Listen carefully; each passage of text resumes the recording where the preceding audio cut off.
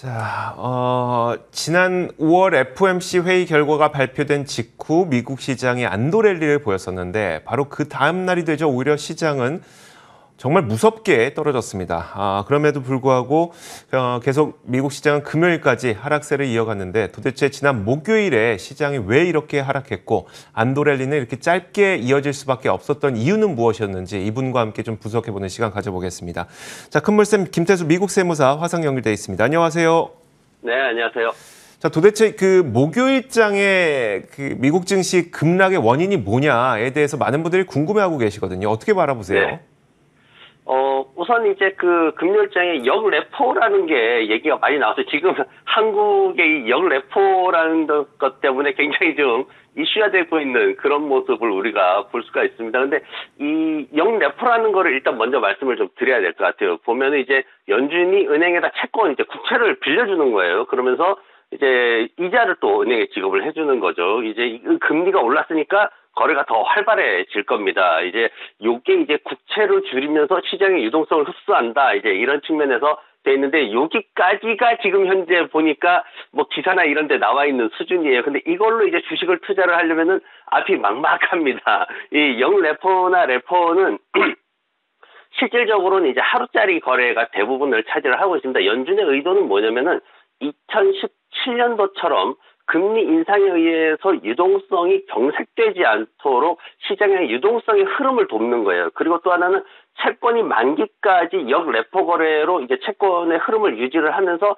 국채를 직접 연준이 판매하는 것보다는 그 부작용을 완화시키는 측면이 있고요. 그러면서 국채 가치의 하락을 방지하고 그걸 넘어서게 되면은 강달러도 유지할 수 있는, 채권 가격이 갑자기 급락하거나 가치가 떨어져 버리면은 달러에도 영향을 미치거든요. 그래서 그런 것들을 이제 염두에 두고 하는 하나의 통화 정책의 일환입니다. 여기에 이제 덧붙여서 초과지급 준비 금리를 또 같이 상승시키면은 은행들은 준비금을 늘려야 되기 때문에 시중에 자금이 좀 덜 풀리게 되는 거고요. 근데 중요한 거는, 제가 말씀드리고 싶은 거는 이런 거를 이론적으로 알아야 되느냐 하는 거예요. 이것 때문에 되게 뭐 댓글도 많이 달리고 저도 문의를 받고 말들이 많은데, 이런 거를 이론적으로 아실 필요는 없어요. 굳이 알 필요 없어요. 우리는 경제학자도 아니고 굳이 뭐 이걸 알아서 뭐예요. 주식 투자자는 이론이 중요한 게 아니라 현상을 봐야 되고 그 현상을 관찰하는 게 중요한 겁니다. 그렇기 때문에 지금 앞에 제가 설명드린 거는 뭐지? 이러시면은 그냥 잊어버리셔도 됩니다. 자, 차트 하나 제가 보여드리겠습니다. 뭐냐면은 바로 그 역레포 금리가 어떻게 올랐느냐를 보여주는 거예요. 보면은 2017년도, 18년도 금리 인상기에 같이 올라가는 모습 보입니다. 그러다가 이제 팬데믹 오면서 1.5%에서 뚝 떨어져 버리는 그런 모습 보이죠. 0%까지 정말 한순간에 떨어집니다. 그러다가 보니까 이제 다시 한번 또 2021년도 지난해 여름부터 해가지고 쭉 뭔가 조짐이 있죠. 그러다 연말에서 엄청나게 거래가 늘어납니다. 그러다가 정말 7주 만에 갑작스럽게 0.8%까지 쭉 올라와 버리는 이런 상황입니다. 그래서 이걸 보면은 이제 금리 인상기에 이자율을 단계적으로 올리게 되죠. 금리를 올리게 되죠. 그러면서 동시에 이제 전반적인 어떤 경제 밸런스를 맞추기 위해서 이걸 보조적으로 따라가는 그런 정책이다라는 것 정도는 우리가 이해를 할 수가 있습니다. 그래서 다만 이제 보면은 상승 속도가 기존에 보면은 이제 2016년도, 17년도 할 때 똑같은 높이 올라가는데 굉장히 느긋하게 단계적으로 천천히 올라가요. 근데 이번에는 갑작스럽게 올라가는 걸 볼 수가 있습니다.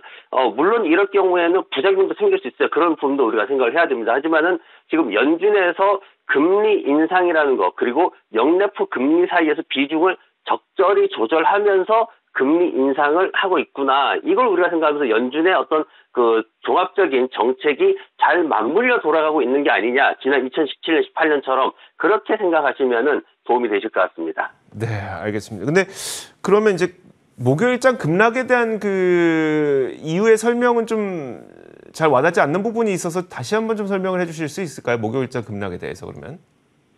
목요일장 급락이 쉽게 이제 세 가지를 생각을 하시면 됩니다. 뭐냐면은 네. 전반적으로 모든 정책에는 부정적인 결과가 있기 마련입니다. 근데 그거를 갖다가 이제 0.5% 인상했다라는 거에서 안도감을 가졌던 거죠, 시장이. 그냥 안도감을 가졌기 때문에 그날 하루는 그냥 올라간 거예요. 그 안도감으로 인해 가지고. 그런데 하루 지나고 이제 생각을 해보니까 모든 상황에는 이런 게 돼 있고 0.5% 올렸다는 거는 그만큼 경기가 안 좋다라는 얘기고 인플레이션이 안 좋다라는 얘기고 그런 것들을 그런 상황에서 이제 전자상거래 쪽에서 SSG가 18%나 빠집니다. 그러면서 이베이가 8%나 하락하면서 소비 쪽에도 이게 문제가 생기는 건가? 그런 또 상황이 생기는 거죠. 그러다가 이제 2022년도 1분기 노동 생산성이 7.5% 하락하는 그런 결과가 납니다. 1947년 이후에 굉장히 빠르게 떨어지는데 이게 이제 시장에서는 노동시장까지 문제가 있나? 왜냐하면 이 노동이라는 거는 연준에서 강하다, 버틸 수 있다 이렇게 강력하게 지금 내세우고 있는 하나의 어떤 금리 인상을 할 수 있는 0.5%를 올릴 수 있는 근거로 지금 얘기가 되고 있는데 그런 부분에 있어서 이 세 가지가 한꺼번에 무너지다 보니까 급락을 하는 거고 이런 급락이 뭔가 특별하다라고 생각을 하면은 그렇다라고 말할 수도 있겠지만 근데 금리 인상기에는 이런 변동성은 자연스러운 현상이다라고 받아들이시면은 또 그렇게 또 자연스럽게 보실 수도 있습니다. 네네, 알겠습니다. 어떤 말씀인지 정확하게 좀 알아듣게 됐고요. 자, 그렇다면 이제 요즘에 뭐 시장 참가자분들이 이런 말씀 흔히 하시더라고요. 연준이 경기 침체 없이 과연 인플레를 잡을 수 있겠어라고 얘기를 하는 분들이 꽤 많은데 그만큼 이제 인플레 안정 그리고 경기 침체 방어 이 두 마리의 토끼를 과연 잡을 수 있을 것이냐 여기에 대해서는 어떻게 바라보세요? 먼저 침체라는 거를 말씀을 드려야 되는데, 이제 침체 기준이 어디냐는 굉장히 다릅니다. 이제, 침체라는 거가, 뭐, 이론적으로는 이제 미국의 국내 총생산이 2분기 연속해서 감소하는 것, 이게 이제 정의예요. 하나의 정의인데, 뭐, 경제조사국, 미국의 경제조사국 같은 경우에는 2분기라고 딱 규정하는 게 아니라, 이게, 연속해서 여러 번 발생하는 상황, 뭐, 이렇게 합니다. 그래서, 지난 이제 2019년도 4분기부터 해가지고 2020년도에서 이제 연속해서 한 3번, 4번 이렇게 떨어지는, 3번 정도 떨어지는 이런 모습을 보였어요. 그래서 그때는 우리가 침체라는 표현을 쓰죠. 그래서, 근데 이제 지금 같은 상황에 지금 지난번에 마이너스 1.4% 감소하는 게 처음으로 한번 나왔거든요. 그러면 지금 이제 침체냐 뭐 이런 얘기들을 하는데 주식시장에 최근에 들어오신 분들은 이제 한 1, 2년 정도 되신 분들은 정말 지금이 침체일 거예요. 끔찍한 침체일 겁니다, 상황이. 하지만은, 좀 길게 오신 분들은 지금 침체다라는 생각은 아직까지는 하지 않으셔도 됩니다. 뭔가 침체이기 때문에 뭔가 지금 상황에서 뭘 해야 된다라는 이런 논리는 맞지 않아요. 그냥 주식시장에서 투자의 수익이나 이런 걸 가지고 종목의 움직임을 가지고 얘기를 하는 거지 침체기 때문에 뭘 한다라는 말은 아직은 좀 맞지 않습니다. 그리고 또 하나 지금 제가 차트를 하나 준비를 해왔는데 2018년도 이때 이제 차트를 하나 준비를 해봤는데 주식시장의 하락은 금리 인상기에는 불가피한 상황입니다. 어쩔 수 없이 발생을 합니다. 2018년도에도 초반에 하락했다가 중반 이후에 올라가죠. 여름 이후에 올라가다가 겨울쯤 해가지고 다시 또 급락하는 이런 모습을 보이죠. 전체적으로 보면은 금리를 올리면 불안해지니까 하락하고 그러다 적응되면 다시 올라가고 그러다가 이제 이게 누적되다 보면은 기업 실적에 대한 불안감이 엄습을 합니다. 그러면서 이제 급락장이 연출이 되는데 그러면 이걸로 끝났느냐 그게 아니라 한 해를 더 보면은 2019년까지 보면은 금리 인상이라는 연준의 조치 자체가 기업을 살리기 위한 정책입니다. 그러다 보니까 여기에 기간이 좀 더 지나게 되면 시장은 거기에 적응하게 되고 그리고 기업들도 경영하기 더 좋은 환경이 돼가고 있구나라는 인식을 하게 되고 결과로 또 실적이 나오게 됩니다. 그래서 보면은 제가 이제 차트에 파란색 선이 애플이에요. 애플 같은 기업들 요럴 때에 잘 이용하면은 100% 이상 수익을 낼 수도 있는 그런 조건들이 형성이 됩니다. 그래서 시장에서는 뭐 자이언트 스택이나 뭐 아니면은 뭐 이런 것들을 통해 가지고 언제쯤 매수를 할까 뭐 이런 굉장히 그 복잡한 계산을 투자자분들이 많이 하고 계신데 그런 게 아니라 이제 뭐 자이언트 스텝이 나오든지 말든지 어쨌든 기업의 실적이라든가 그 흐름을 따라 가지고 매수의 타이밍을 잡으면은 오히려 더 좋은 기회가 올 수 있다라는 측면에서 접근하시면 더 좋을 것 같습니다. 네, 알겠습니다. 그 말씀이 참 와닿네요. 그러니까 연준이 금리를 인하하든 인상하든 이거는 경제를 훼손시키려고 인상하고 인하하는 게 아니라 이제 경기를 좋고 건강하게 만들기 위해서 금리 정책을 펼치는 거니까 이것을 장기적으로 보면 오히려 기업 경기에도 상당히 좋다라는 말씀이 참 와닿습니다. 자, 다음 질문으로 그러면 이제 어쨌든 그 미국 경기의 어떤 변동성 그리고 기업 실적의 변동성 이런 것도 굉장히 커지고 있는 상태거든요. 자, 그러다 보니까 월가에서는 추가 하락 가능성까지 점치고 있는데 자, 이런 상황 속에서 투자자들은 좀 어떤 자세를 가져야 될까요? 지금 보면은 이제 여러 가지 뭐 말들이 많습니다. 시장에는 지금 이제 그 어떤 연준의 신뢰성에 대한 얘기까지도 나오고 있어요. 근데 이제 연준의 신뢰성을 제일 많이 얘기하는 사람이 지금 보면은 에리언 이제 그 뭐 전 핑커 회장이었던 그분이 이제 나와서 얘기를 하는데 그분은 정확하게 평가를 하면은 경제 사상가라고 그렇게 통칭 불리고 있습니다. 전문 어떤 트레이더나 이런 분은 아니에요. 지금 뭐 매니지먼트 회장인데 이분이 직접 뭔가 매니지먼트를 자산 투자를 하진 않습니다. 그 밑에 이제 사정이 다 있고 그런 상황인데 이분이 얘기한 거에 대해서 굉장히 지금 한국의 언론에서 많이 지금 카피를 해서 지금 내보내고 있는 그런 상황인데 연준의 신뢰성이라는 게 굉장히 이벤트성이 좋죠. 그렇지만은 이 말이 나오는 것 자체가 어떤 뭔가 우리가 신뢰할 수 있는 그런 공식적인 보고서나 이런 것들을 통해서 나오는 게 아니기 때문에 아직 그런 말을 하기에는 조금 시장에서는 아직 맞지 않다라는 거고, 그리고 또 하나 이제 뭐냐면 시장에서는 약간 은근히 그런 걸 원하고 있어요. 뭐냐면은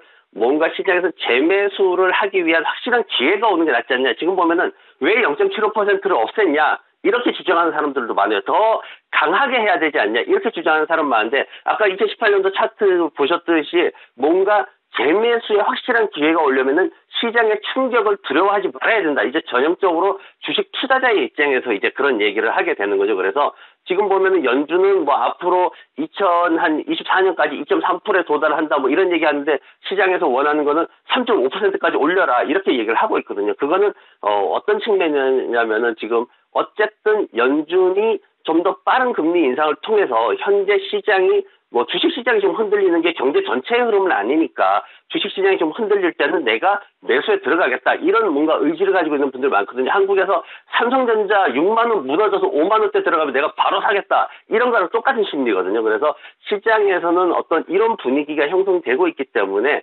그런 측면에서 좀 접근하시는 것도 앞으로는 어떤 시장의 변동성 이런 거 보실 때 좀 더 느긋해지시는 그런 마음을 가질 수 있을 겁니다. 알겠습니다. 자, 그렇다 보니까 이제 우리가 가져야 될 자세까지 좀 설명을 잘 해주셨고요. 그렇다면 마지막으로, 요즘에 우리가 어떤 종목들을 좀 눈여겨봐야 되는지 종목에 대한 힌트도 주셔야 되겠죠. 어떤 종목들 좀 보고 계세요? 지금 보면은 이제 여러 가지 뭐 에너지하고 곡물주에 대해서 지금 계속해서 이제 얘기가 나오고 있죠. 그래서 제가 이제 표를 하나 가져와 봤는데 뭐냐면은 에너지 쪽에 ETF 움직이는 거하고 그리고 에너지 엑슨모빌 개별 주가 움직이는 거 그리고 S&P 500하고 이제 그리고 곡물 쪽에 이제 ETF하고 곡물 쪽에 뉴트리언 이제 저도 이 종목을 이제 추천을 지난 연말에 크리스마스쯤에 추천을 드렸었는데 굉장히 뭐 많이 올라갔죠. 보면은 전쟁 초반에는 이제 농업 분야가 상승을 했죠. 근데 그러고 좀 지나니까 이 농업 분야 종목들에 대해서 기술주들처럼 어떤 수익의 성장성을 가지고 이제 옥석가리기를 하는 그런 것들이 좀 많이 심해졌습니다. 근데 이제 에너지 분야 쪽을 보면은 에너지 쪽은 이제 ETF와 엑슨모빌 같은 그런 대형주들이 굉장히 상승 탄력을 받아가지고 이제 좀 오르는 그런 모습 보이는데 에너지 쪽이 지금 보면 20%대 오르는 모습 보였고 근데 이제 뉴트렌이라는 개별 종목은 36% 이제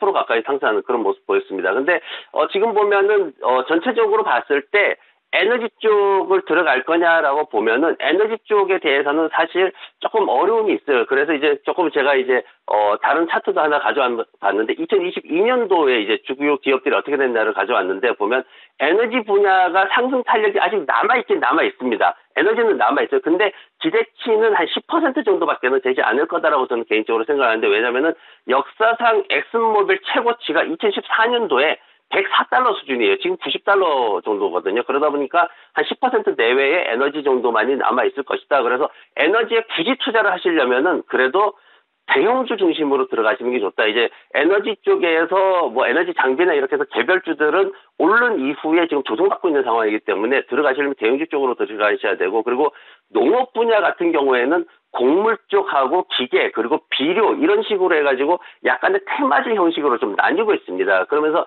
개별주들의 어떤 성장성과 수익성을 가지고 평가를 하고 있는데 이게 이제 좀 봐야 될 게 뭐냐면은 전쟁 종료 후에 어떻게 될 것이냐. 전쟁 종료 후에 에너지는 부담이 커지죠. 왜냐하면은 전쟁이라는 리스크가 사라지니까 에너지 쪽은 떨어질 거고. 근데 이 농업 분야는 전쟁 이후에 굉장히 많은 투자를 해야 됩니다. 왜냐하면 많은 것들이 망가져 있기 때문에 쉽게 말해서 뭐 기계 같은 것도 망가져 있고 땅도 이제 그 화약 제품들로 인해 가지고 폭탄이 떨어져서 폐화가 돼 있고 이런 것들을 다 복구시켜야 되기 때문에 그런 쪽에서 더 많은 투자가 일어나야 됩니다. 그래서 이제 전쟁 종료 후에도 우리가 수혜주로 기대할 수 있는 농업 분야에서 곡물, 기계, 비료 이런 식의 테마주들 속에서 특히 성장성 매출액과 수익이 꾸준히 좀 늘어나고 있는 그런 지역들을 통해 가지고 한 10달러대에서 한 30달러대 그 사이에 있는 종목들 가지고 이렇게 좀 선침해를 좀 해주시면은 아마 전쟁의 어떤 결과